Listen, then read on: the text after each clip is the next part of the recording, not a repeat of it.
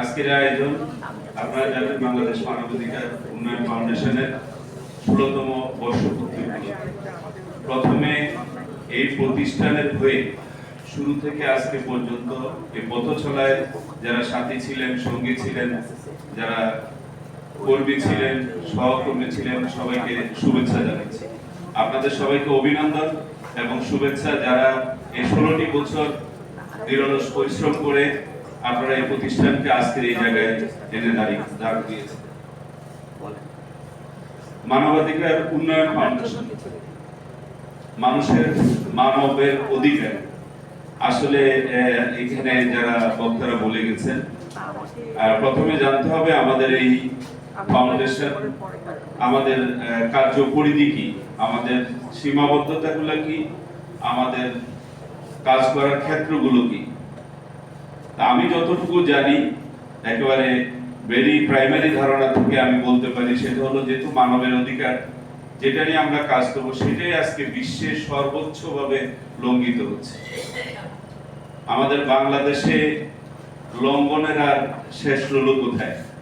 যেখানে যাদের অধিকার নিয়ে একটু আগে আমার এখানে কায়েস ভাই বলে গেলেন যে যারা অন্যদের অধিকার প্রতিষ্ঠা করবে, যারা দারিদ্র সীমার নিচে অবস্থান করছে, যারা নিজেদের অধিকার নিজে প্রতিষ্ঠা করার ক্ষমতা হারিয়ে ফেলেছে, যারা পক্ষাঘাতগ্রস্ত, সমাজের একটা শ্রেণী যারা অন্যদের দিকে তাকিয়ে থাকে, আর যাদের দিকে তাকিয়ে থাকে তারা কিন্তু অধিকারটা হরণ করছেন, লঙ্ঘন করছেন, প্রতিষ্ঠা করছেন না। আপনারা যদি দেখেন যে আমরা কাউকে হেয় করার জন্য বলছি না, বিগত সময়গুলোতে আপনারা যদি দেখবেন যে যার ঘর নেই, বাস্তুহারা, তাকে ঘর করে দেওয়া হবে। আশ্বাস দিয়ে তাকে ঘর করে দেওয়া হলো কোথায়? পানির মধ্যে ঘর, তার চারদিকে পানি, মাঝখানে ঘর। আর যিনি এই ঘরটা প্রতিষ্ঠা করতে গিয়ে যিনি নায়ক বলে গেলেন, তিনি কি রাষ্ট্রের সম্পদ ভোগ করে তিনি অট্টালিকা করলেন, যা আমরা দেখতে পাই। এই ধারাবাহিকতা আপনারা দেখবেন বিশ্বের মোড়ল যারা আজকে যারা বিশ্বের মানবতার কাণ্ডারি বলে নিজেদেরকে দাবি করছেন, পুরো বিশ্বে যুদ্ধ বাঁধিয়ে বসছেন। এবং এই যুদ্ধের রেজাল্ট কি আপনারা জানেন? প্রথমেই মানবাধিকার হরণ হচ্ছে। কে কাকে গায়েব করছে সেটা তো বড় কথা না। প্রতিদিন আমরা খবর দেখতে পাচ্ছি এতজন মারা গেলেন, এতজন মারা গেলেন, এতজন মারা গেলেন। সেখানে সবার আগে আমরা যখন দেখি শিশু মারা গেল, একটা শিশু সে পৃথিবীর কিছু পেল না, দেখলো না, জানলো না, শুনলো না, তাকে আগেই এই পৃথিবী থেকে চলে যেতে হবে, এটা তো মানা যায় না। এই যে মানুষের অধিকার হরণ করছে, সেখানে একটা শ্রেণী দাঁড়াতে হবে যাদের সামর্থ্য আছে, যোগ্যতা আছে, তারা কি করবে? ওদের অধিকারগুলো প্রতিষ্ঠা করবে। তা আমি একটু আজকের এই আয়োজনের বিপরীতে গিয়ে একটু দাঁড়িয়ে কথা বলি, যদি আপনারা মনে কষ্ট না নেন। আজকে যদি এখানে কোনো রাজনৈতিক প্রোগ্রাম হতো বাংলাদেশে, আজকে যদি এখানে অন্য যে কোনো প্রোগ্রাম হতো, এখানে তিল ধারণের ঠাঁই হতো না, এখানে একটা চেয়ারও খালি থাকতো না, এখানে মুহুমুহু হাতে তালি দিয়ে বিল্ডিং এই অবকাঠামোকে প্রকম্পিত করা হতো। কিন্তু এখানে আজকে যারা এসেছেন, তারা আমরা আসছি চট্টগ্রাম থেকে, নিজ তাগিদে নিজের অবস্থানকে জানান দিতে। এখানে আরো যারা এসেছেন বিভিন্ন জেলা থেকে, আমি সবাইকে সাধুবাদ জানাচ্ছি। এরা কারা? এরা কি কিছু পাওয়ার আশায় আসছে? এরা কি এদেশের নায়ক হবে, এদেশের রাষ্ট্রনায়ক হবে, রাষ্ট্রযন্ত্রকে নিয়ন্ত্রণ করবে? না, এরা চাচ্ছে নিজেদের সীমাবদ্ধতার বাইরে গিয়ে যতটুকু সামর্থ্য আছে, যতটুকু যোগ্যতা আছে, এটা দিয়ে যারা অধিকারটাকে প্রতিষ্ঠিত করতে পারছে না নিজের যোগ্যতা, তাদের পাশে দাঁড়াতে।